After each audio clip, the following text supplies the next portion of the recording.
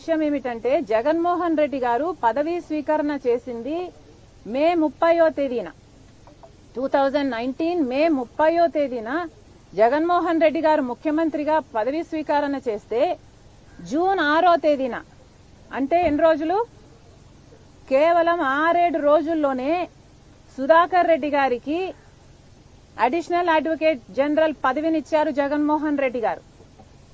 మీ మధ్య ఏ సంబంధం లేకపోతే 6 రోజుల్లోనే ఎవడో తెలియని సుధాకర్ రెడ్డి, అంతవరకు ఈయన ఎవడో సమాజానికి తెలియదు, ఎవరో తెలియని సుధాకర్ రెడ్డిని తీసుకొచ్చి మీరు అడ్వకేట్ జనరల్ పదవిని ఎందుకు ఇచ్చారు, అడిషనల్ అడ్వకేట్ జనరల్ పదవిని ఎందుకు ఇచ్చారు, అది కూడా అంత హడావిడిగా, అంత ఉత్సాహంగా, అంత తొందరగా మీరు అంత మేలు ఒక మనిషికి చేశారు అంటే దానికి అర్థం ఏమిటి?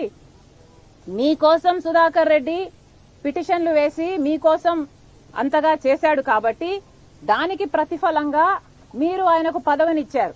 లేకపోతే ఎవడైనా కూడా తన తండ్రి పేరుని సిబిఐ ఛార్జ్ షీట్ లో చేర్చిన వ్యక్తిని పిలిచి అడిషనల్ అడ్వకేట్ జనరల్ పదవి ఇస్తాడండి? నేనైతే ఇవ్వను. మీరు ఇస్తారా?